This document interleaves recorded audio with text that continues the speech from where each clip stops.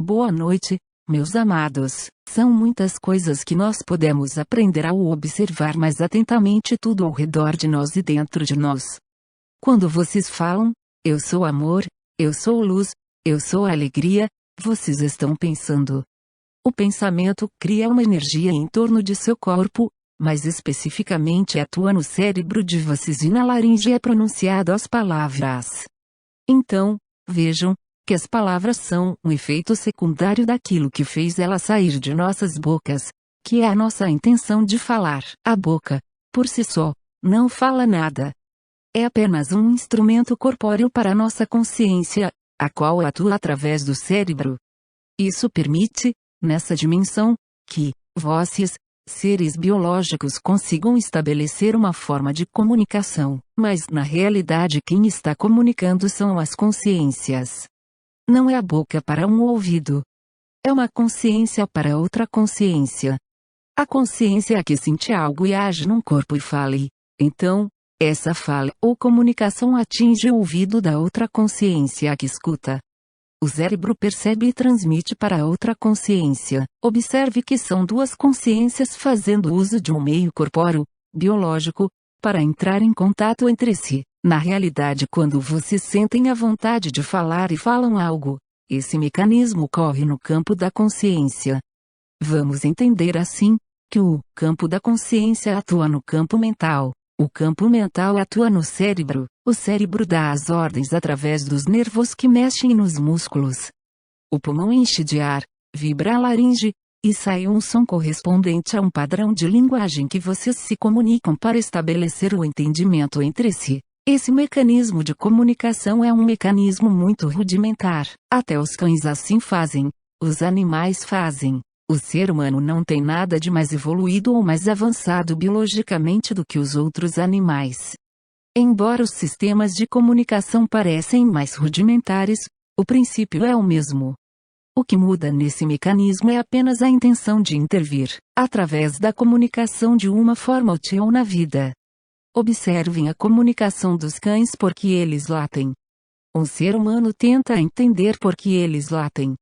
O ser humano não consegue entender o latido dos cães porque desconhece a consciência que está por trás desses cães, que estão fazendo latir. A partir do momento que o homem se dá conta da presença dessa consciência que está no cão e que existe em tudo, então, é possível que Deus, na sua sabedoria e inteligência infinitas, tenha restringido para sacrificar seres humanos e cães para se comunicarem nessa dimensão de seres vivos, vamos dizer assim, da forma mais incompleta possível?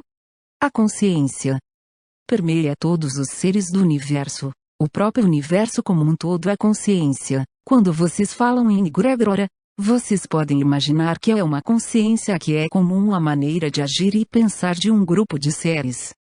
Vocês já ouviram falar que existem os seres angélicos?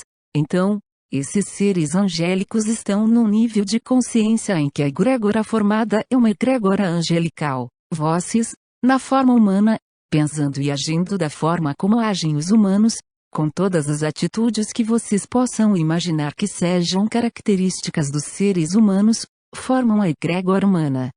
Assim, essa palavra egrégora é como se fosse um grupo de pessoas ou melhor, de consciências, agindo como humanos, como existem também a egrégora dos animais, dos lobos, dos leões. Dessa maneira, se vocês entram numa egrégora como essa, de buscar comportamentos divinos, elevados, então, precisam abandonar os comportamentos humanos, abandonar a egrégora dos seres humanos, para participar de um grupo de pessoas que buscam agir como seres divinos mesmo vivendo na forma humana. Podemos observar, muitas vezes, muitos animais no planeta tendo um comportamento tão divino que vocês não conseguem, às vezes, no próprio meio, ver um ser humano como comportando divino como esses animais. Por que isso acontece? Exatamente pelo alinhamento de princípios, pelo alinhamento de ideais, pelo alinhamento do que cada ser se vê contribuindo no mundo para o benefício de todos ao seu redor. Podemos observar, ainda, como exemplo, que as igrejas católicas têm homens considerados com comportamento divino e que se tornaram santos, mas muitos desses santos, Quando se estuda sobre suas vidas, os comportamentos deles não foram nada santos. Vocês podem observar, por exemplo, o Santo Agostinho, que até os 38 anos de idade era um ser humano depravado. Após essa idade, algo ocorreu dentro dele que fez com que ele mudasse todo o padrão de comportamento. Todos aqueles pensamentos ou ideias que ele compartilhava do grupo ou da egrégora dos depravados, seres humanos sem moral alguma, simplesmente ele mudou a chave, ou seja, ligou o interruptor, ligou a sua luz, e mudou de uma hora para outra o comportamento dele. Aquele ser humano depravado simplesmente mudou-se para o grupo dos seres divinos. Ele acendeu a sua luz e não ficou mais na escuridão. O comportamento dele mudou, as atitudes e os pensamentos, porque a mente dele mudou. A mente passou a vibrar na egrégora dos seres divinos, dos seres angelicais. E com essa nova consciência, Santo Agostinho compreendeu seu passado e não se criticava por ter tido esse comportamento até os 38 anos. Agora ele tinha uma percepção ou um olhar mais profundo e, assim, quando saía a palavra da boca dele, essa palavra ou fala tocava a todos de uma maneira tal que ajudava a acender as luzes daqueles que o ouviam. Então, percebam, meus amados, que como abertura ou expansão de vosso entendimento com relação a essas questões, do que ocorre dentro de vossas mentes, o comportamento de todos os seres mudam.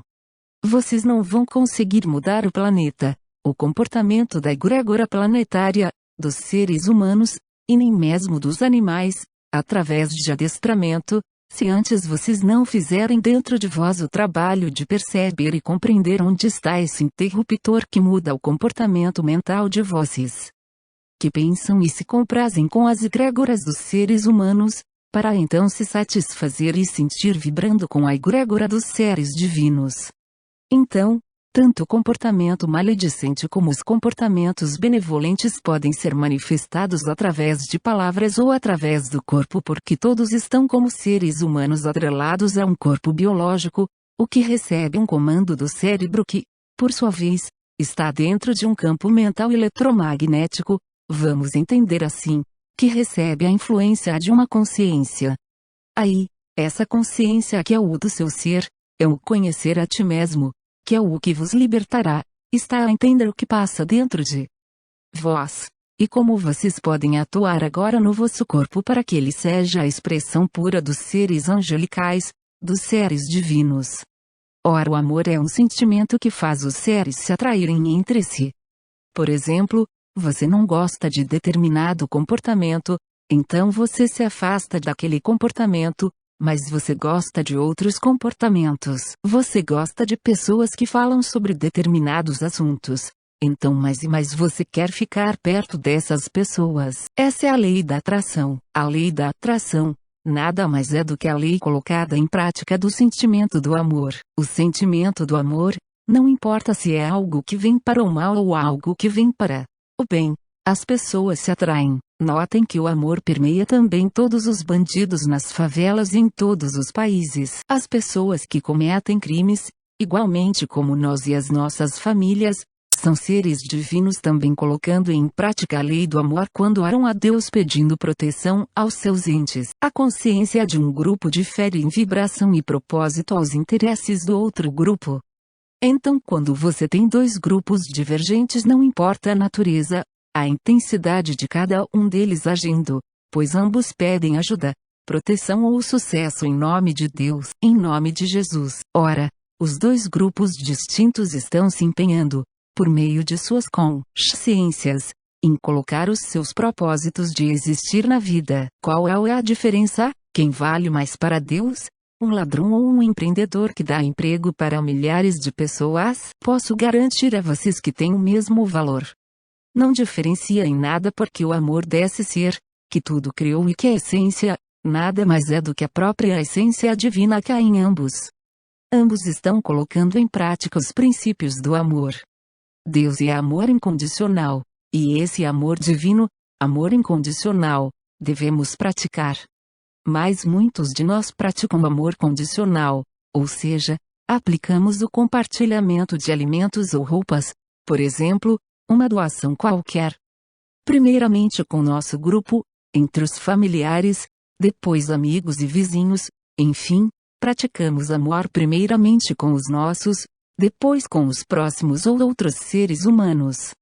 Ainda não conseguimos aqui na Terra praticar o amor incondicional porque essa egrégora da sociedade humana mantém o sentimento de que os seres devem compartilhar primeiro com o grupo familiar, fazer benefícios aos mais próximos, daí, se sobrou algo, se não for comprometer o grupo, então, cede, compartilha com o vizinho ou um estranho. E a pessoa que doou acha que cumpriu uma boa missão porque praticou a caridade, ainda, que é um ser de bem e que pensa no próximo. Ora, isso é um padrão de consciência, é uma crença.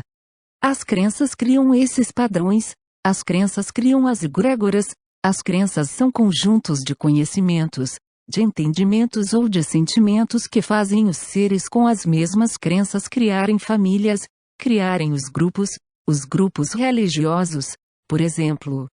Ora, por que vocês não conseguem ver numa mesma sessão religiosa, um muçulmano, um católico e um espírita ouvindo um sermão de um ser, por exemplo, do candomblé? Porque as pessoas não compartilham as mesmas crenças, porque eles simplesmente têm seus grupos. Aqui também, nesta egrégora, ocorre da mesma maneira. Aqui vocês têm um grupo de pessoas que compartilham um determinado sentimento e estão buscando um esclarecimento, um entendimento para enxergar a vida de forma plena e participar de algo muito mais divino do que tudo que a cultura terrena trouxe para a humanidade. Vocês querem aprender os caminhos para sair fora dessa caixa, dessa egrégora humana e chavear, mudar a chave mais rapidamente para participar da egrégora dos seres divinos. Vocês percebem que a diferença que há entre um estado humano e um estado divino é apenas um sentimento dentro de vossos corações. Só muda isso. Então, se houver esse sentimento de um ser divino nos vossos corações, esse é o segredo. Expandir a consciência, acender a luz, significa viver como ser divino hoje, aqui e agora, no planeta Terra. Seres divinos não adoecem, seres divinos não têm câncer, seres divinos não morrem, seres divinos existem eternamente. Para vencer as doenças, as dores e os sofrimentos, ser próspero, abundante, feliz agora, é preciso mudar o padrão mental, o comportamento, as atitudes, derrubar as crenças, ou seja, mudar a consciência ao padrão vibratório para o entendimento das coisas do mundo e nos tornamos seres sadios. Seres divinos estão protegidos, assim, se um tipo de pensamento ou verbo impróprio seja dirigido para seres divinos, esse tipo de vibração não atinge o campo vibratório dos seres divinos ou seres angelicais. Eles enxergam todos não como irmãos, mas como eles próprios querendo existir. Então, não veem uma ameaça, não brigam, não se sentem ofendidos. Pelo contrário, procuram ajudar a encontrar a luz própria. Agora, imagine, se alguém diz ou faz algo desagradável para vocês, deixando chateados, magoados ou ofendidos, muitos de nós nos afastaríamos da pessoa, mantendo uma atitude humana. Agora, se vocês têm a consciência de que a pessoa está vibrando em outro campo de energia, que ela é também um ser divino mas participando de outro grupo, de outra egrégora diferente, então, você acaba relevando, aceitando e respeitando como cada ser humano é, buscando uma atitude divina. Precisamos mudar esse sentimento, esse comportamento, para nos mantermos em equilíbrio diante das mais diferentes situações ou pessoas. Por isso estamos aqui nesse grupo. Precisamos mudar a chave dos sentimentos humanos para os sentimentos divinos. A frase de Jesus Cristo, amai-vos uns aos outros como a si mesmo, é um entendimento para agirmos como seres divinos aqui na Terra.